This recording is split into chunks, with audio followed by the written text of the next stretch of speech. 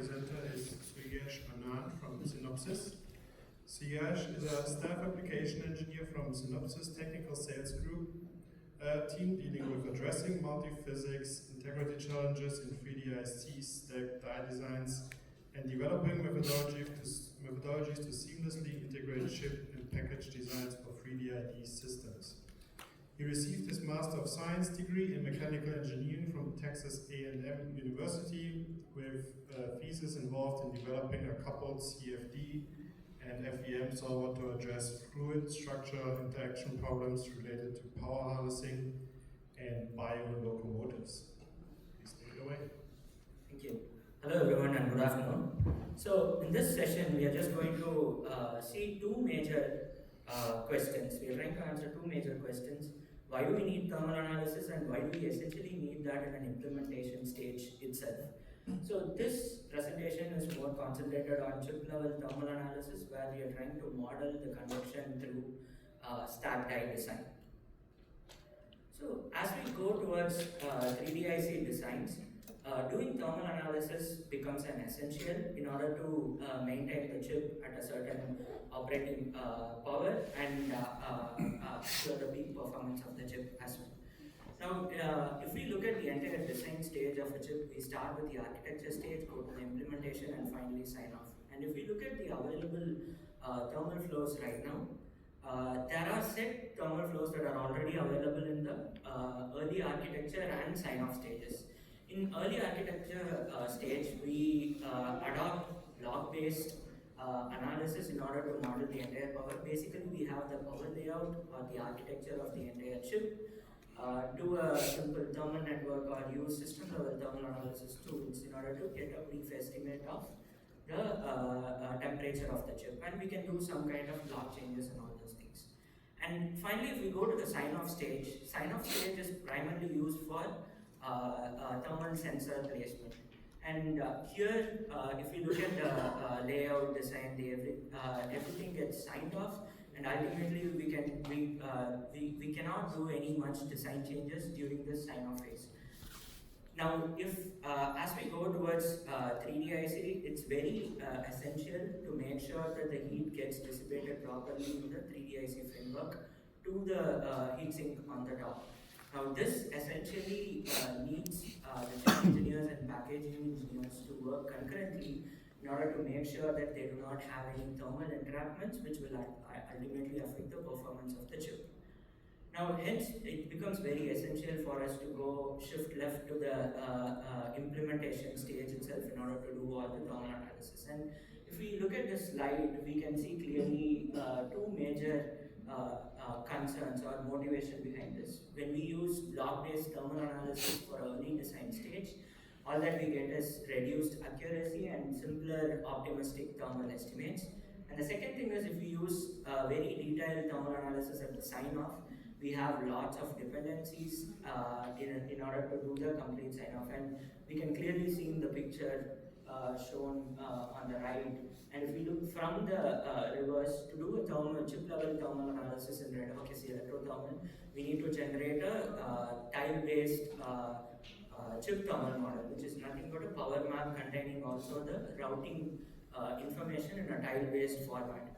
And now, to just get the tile-based power information and the routing information, we have lots of collateral dependencies and view dependencies in Heterogeneous, which is another EMIR sign-off tool.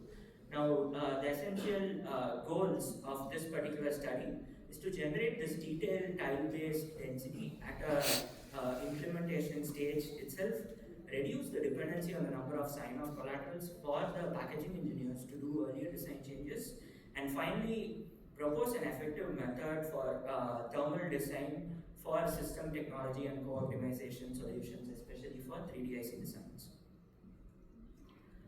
Now, to approach this, we are again counting on the implementation tools. We try to generate the chip thermal information, that is a tile-based power map, using two sources. For power information, we count on instance-based power and location files from the implementation tools. We basically extract that from that.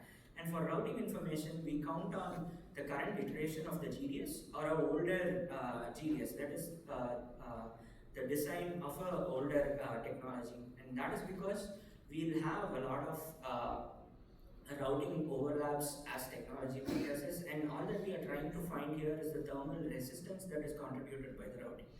Now, after the real design is ready, even if we substitute that here, we would see less than 2 to 3% of impact on thermal analysis for the actual design, and that's why this kind of a decision was made. And finally, let's see also the advantages of the method, which will be emphasized in the slides coming forward. But we are trying to propose a robust framework for both block level as well as full chip early thermal analysis, and reducing the time taken for full chip thermal model generation and also the collaterals, and finally having less dependency on each block owner for generating the top chip level power map for packaging engineers to do the thermal sign off as well as early thermal changes. The methodology is actually shown in this particular slide. So basically we are trying to integrate different tools here. First we start with Synopsys Fusion compiler, through which we actually get the instance power file and instance location files extracted from the design. Now, instance power file and instance location files, these might have random switchings, but since packaging engineers know the thermal design power or the thermal power budget of the chip from the architecture stage itself, it will be okay for them to use this particular design, and all that they would be concentrated about is the high flux power source. Next, in order to get the metal density or the routing information details in a tile-based format, we count on Synopsys Totem for this. We basically pass on an older GDS or current iteration of GDS that is available into Synopsys Totem and translate that to leftf.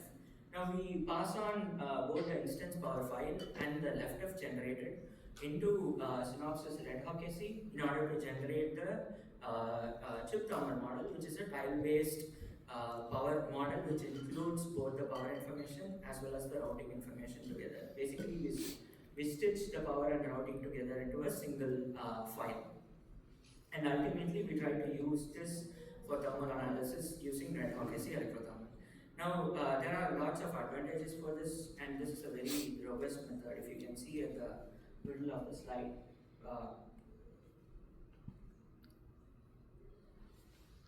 So if we see this portion, can be seen that if we know the top level architecture, all that we have to do is generate a single tile-based power map for one of the blocks, and we can basically instantiate this multiple times without using the voltage drop solution in order to generate the overall power map of this design. So this design in particular is actually an AI chip where we have multiple instantiations of the basic compute block or the basic functional design. This is a single block and we have 12 instantiations of the same design.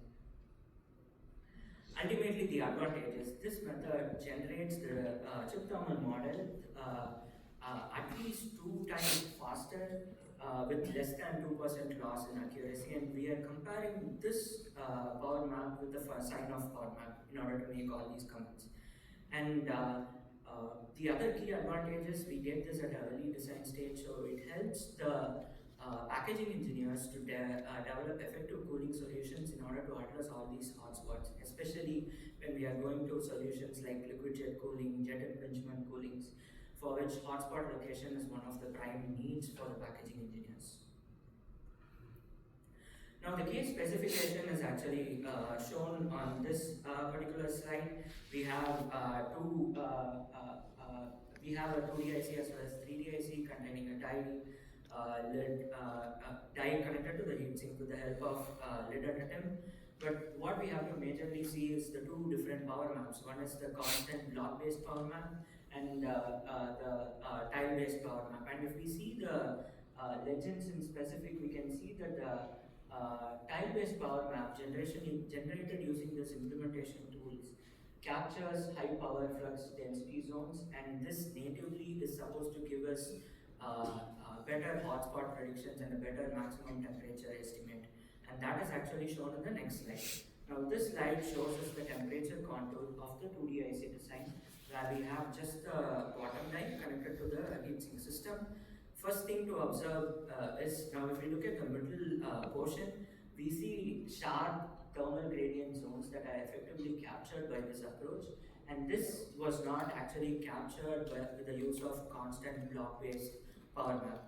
And let's look at this graph for even more details. Here you can see that using a constant block-based power map, the maximum temperature obtained for this chip, for this particular cooling condition, is 121 degrees, whereas the actual temperature is actually close to 125, which means we are getting 4 degrees optimistic temperature estimate if we use a block-based power map.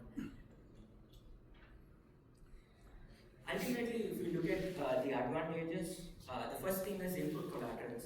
The number of input collateral dependencies drastically reduced by the use of this method. We don't need the complete design collaterals, but rather all that we need is just a simple skeleton GDS, simple instance, power file, location files, and basically the RC file information.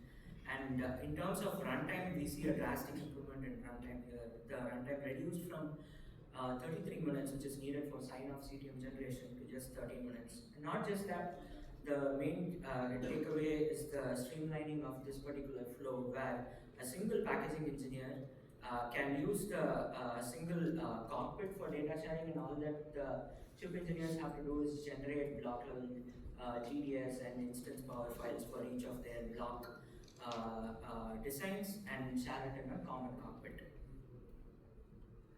So we are trying to apply this for a 3D design to understand the difference between face-to-face and face-to-back stackups.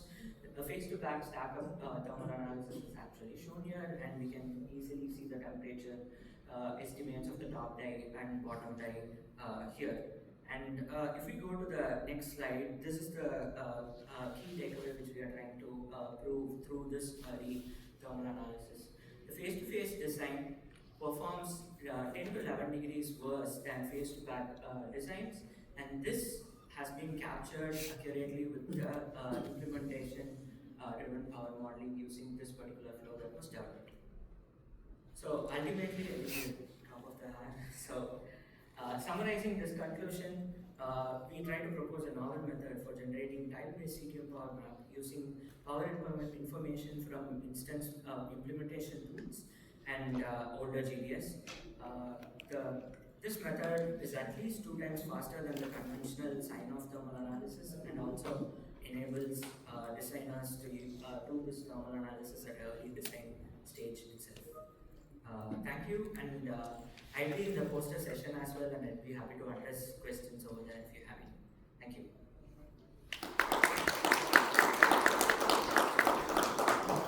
So we can actually do one very quick one here as well. Steady. So your time-based power map, is it per cycle? Because the power map will be specific to one cycle, will be many cycles. So is it so will it be like the CTM model? Would it be like per net, per cycle? Because the power density would be specific to one cycle, then it will change per cycle. So first thing is, here we are doing a static thermal analysis. So one cycle is of consideration here. We took a NPV run, no propagation vectorless run, in order to generate this particular power map, and it's actually a static power map. But for your question, if you'd like to do a transient power map, or if you want to do thermal analysis for different cycles, we can generate distinct power map for each cycle, and then do the corresponding thermal analysis for that. And that cycle can be vector-based or some activity-based, however you like. Also, second part was that it is based on instance power file, but the real accurate instance power file is really quite at the end of the whole thing, right? So two things, how are you right? comparing early state versus Instance power file uses the power gradient typically, and packaging engineers usually have the thermal design power that is assigned for the chip, for which they have to generate the heatsink solutions. All that we are trying to capture through instance power files is the high power gradient regions. Suppose if we go for a simple block-based assignment, we'll be assigning constant power value for each block, which does not capture any of the power gradients here. So the packaging engineers, again, this is the early design stage, right? This is not a sign-off for packaging engineers as well. All that they want is some kind of power map which has some power gradients, and that will help them to design the effective cooling solution ultimately towards the end. Thank you. All right, thank you.